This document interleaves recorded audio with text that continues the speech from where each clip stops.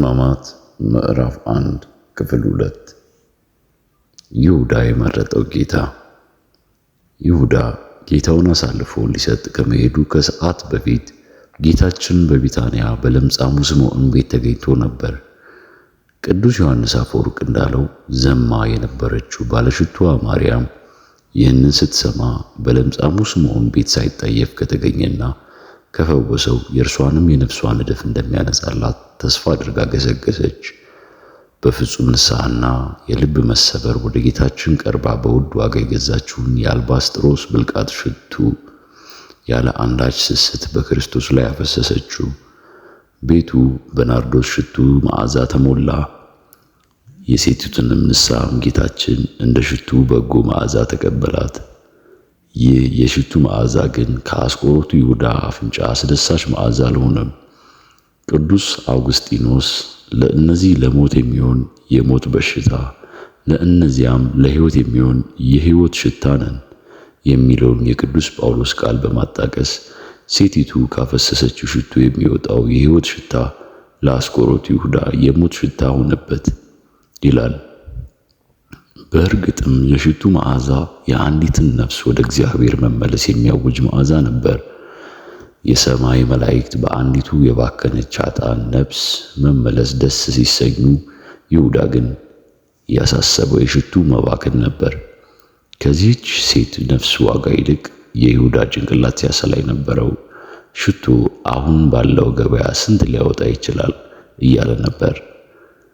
የአንዲት ነፍስ ዋጋም ከዓለም ሁሉ ዋጋ ይበልጣል። ይሁዳ ግን ከዓለም ከሚበልጠው የሰው ነፍስ መመለስ ይልቅ የአንድ ብልቃጥ ሽቱ ጉዳይ አንገበገበው። ይህ ጥፋት ምንድን ነው? ሽቱ ለ300 ዲናር ተሽጦ ለድሆች ያልተሰጠ ስለምንድን ነው አለ።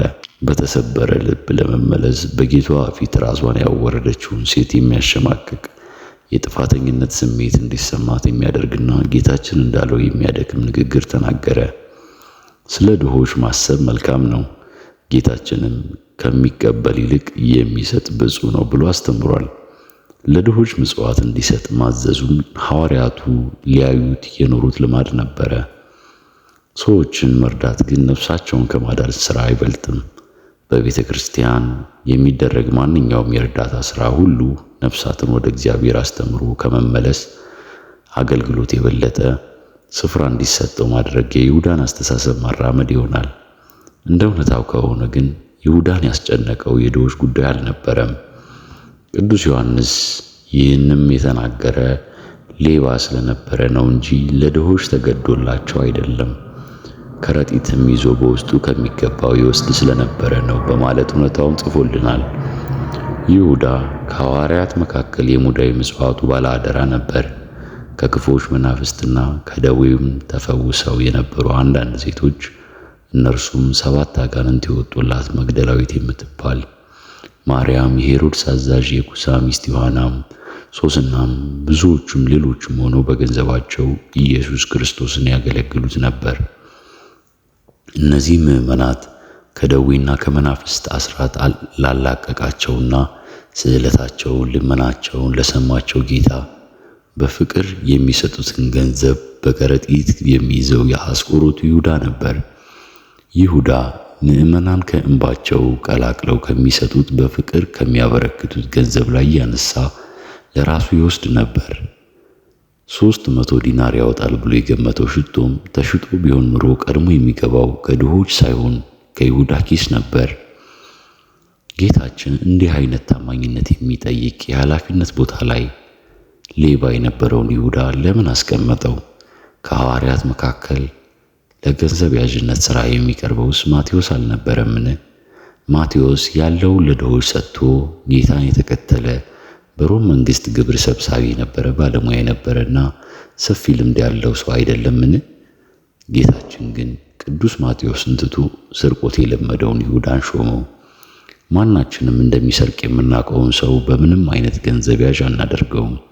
ሌላው ቀርቶ ሌቦች ራሳቸው እንኳን የሰረቁትን ገንዘብ የሚጠብቀው ዘበኛ ታማኝ እንዲሆን ይፈልጋሉ። ታዲያ ጌታችን ሁሉን እያወቀ ይሁዳን ለዚህ ሥራ ለምን ሾመው? ቅዱስ አውግስጢኖስ በዮሐንስ ወንጌል ትርጓሜው እንዲህ ይመልሳል። ክርስቶስ ይሁዳን በኃላፊነት የሚጠይቅ ቦታ ላይ ሌባ የሆነን ሰው ለምን አስቀመጠ? ቤተ ክርስቲያን ለረጅም ዘመናት ሙዳየ ምጽዋትን በሚዘርፉ ሌቦች እንደምትሰቃይ ለማስተማር ነው። ሙዳየ ምጽዋት የመዝረፍ ልማድ ያለበት ሰው ደግሞ ስለ ገንዘብ ሲል ጌታውን አሳልፎ ለመስጠት አያመነታም ይላል። ጌታችን ይሁዳ እንደሚሰርቅ ቢያውቅም በሐዋርያቱ ፊት ግን አላጋለጠውም። እስከ መጨረሻዋ ምሽትም ሐዋርያት የሚያውቁት ታማኝ መሆኑን ነበር። ይሁዳ ሲወጣ ባዩ ጊዜም ይሁዳ ከረጢቱን የያዘ ስለሆነ ኢየሱስ ለበዓሉ የሚያስፈልገንን ግዛ ወይም ለድሆች ምጽዋት እንዲሰጥ ያለው ለእያንዳንዱ መስሏቸው ነበር። ጌታችን የይሁዳን ስርቆት ያላጋለጠውና በሹመቱ ያቆየው በተጣለበት አመኔታና በጌታው ትዕግስት ልቡ ተነክቶ እንዲመለስ መንገድ ሊሰጠው ነበር። ገንዘብ ያዥነቱ ጌታውን ለመሸጥ የሚያስገድድ የገንዘብ እጥረት የማያጋጥመው ሰው ስለሚያደርገው ይሁዳን ምንም ምክንያት ሊያቀርብ የማይችል ያደርገዋል። የይሁዳ ችግር የገንዘብ እጥረት ሳይሆን የገንዘብ ፍቅር ነበር። ገንዘብን መውደድ የክፋት ሁሉ ስር ነውና ይሁዳም ይህን ሲመኝ ከሃይማኖት ተሳስቶ ከብዙ ስቃይ ራሱን ወጋ። በይሁዳ በሽታ የምትሰቃዩ ገንዘብን የምትወዱ ሆይ ስሙ። ገንዘብ ከማግበስበስ ጥማታችሁ ራሳችሁን ጠብቁ። ከክርስቶስ ጋር የኖረው ተአምራትን ያደርግ የነበረው የጌታን ትምህርቶች ሁሉ የተማረው ይሁዳ ከዚህ በሽታ ነፃ ባለመሆኑ ምክንያት ወደ ጥፋት ጉድጓድ ለመውደቅ ከበቃ ቃሉን ለመስማት ጊዜ የሌላችሁና በጊዜያዊ ነገር የተወጠራችሁ እናንተማ እንዴት አትወድቁ በማለት ቅዱስ ዮሐንስ አፈወርቅ አስተምሮ ነበር። አክሎም ገንዘብን አለመጥገብ ብዙ ኃጢአትን ያስከትላል። ከገንዘብ ጥማት ውስጥ ሰውን መግደል ይወለዳል። ጠብና ጦርነቶች ይቀሰቀሳሉ። እናንተ ምንም ብላችሁ ልትጠሩት ትችላላችሁ። ሁሉም ክፋት ግን ከገንዘብ መውደድ ይመነጫል። ነፍስ ድሃ ከሆነች ከገንዘብ የሚገኝ ምንም ትርፍ የለም። ነፍስ ባለጸጋ ከሆነች ግን ምንም አይነት በገንዘብ ማጣት የሚመጣ ኪሳራ የለም ይላል። ይሁዳ ወደ ካህናት አለቆች ሄዶ ምን ልትሰጡኝ ትወዳላችሁ? እኔም አሳልፌ እሰጣችኋለሁ አላቸው። የካህናት አለቆች ይሁዳ ጌታውን አሳልፎ እንዲሰጣቸው ምን ተመጣጣኝ ነገር ሊሰጡት ይችላሉ? ሕመምተኞችን እንዲፈውስ፣ አጋንንትን እንዲያስወጣ፣ ሙት እንደሚያስነሳ ስልጣን የሰጠውን ለማሰር ለመፍታት ኦፍ ብሎ የሾመውን የ3 ዓመት መምህሩን ክርስቶስን ለመሸጥ ለይሁዳ አይሁድ ምን ተመጣጣኝ ነገር ሊሰጡት ቻሉ? ቅዱስ ዮሐንስ አፈወርቅ ይጠይቀዋል። ምን ልትሰጡኝ ትወዳላችሁ? እኔም አሳልፌ እሰጣችኋለሁ አልክ። እስቲ ንገረኝ። ክርስቶስ ያስተማረ ይህንን ነበር? ወርቅ ወይም ብር ወይም ናስ በመቀነታችሁ አትያዙ ብሎ አላስተማረህም ይለዋል።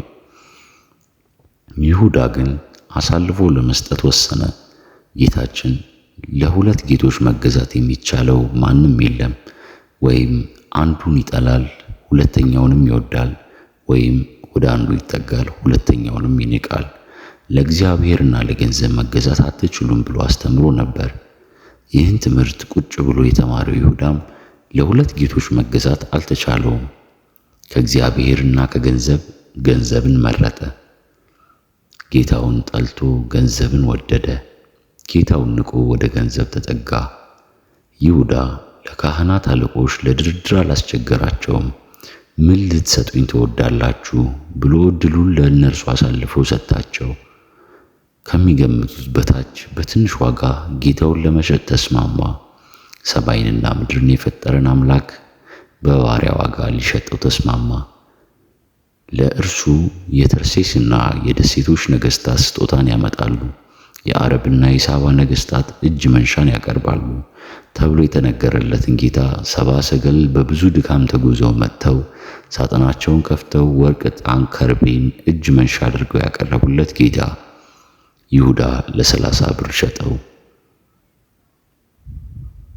በኦሪት በሬው ወንድ ባሪያ ወይም ሴት ባሪያ ቢወጋ የበሬው ባለቤት 30 የብር ሰቅል ለጌታቸው ይስጥ ተብሎ ተጽፎ ነበር።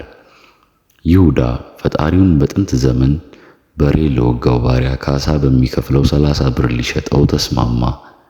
በቤተ ክርስቲያናችን በየዕለቱ ተአምረ ኢየሱስ ከማንበቧ በፊት ኢየሱስ ክርስቶስ እግዚአ ሰማያት ወምድር ይትዋቀሱ በእንቲአየ ተኩሮትከ በበትር ወተሰይጦትከ ከመ ገብር ለጎዳት በራር። የሰማይና የምድር ጌታ ኢየሱስ ክርስቶስ ሆይ በበትር መመታትህና ለጥቂት ብር እንደ ባሪያ መሸጥህ ስለ እኔ ኃጢአት ይከራከሩልኝ የምትለው ለዚህ ነው።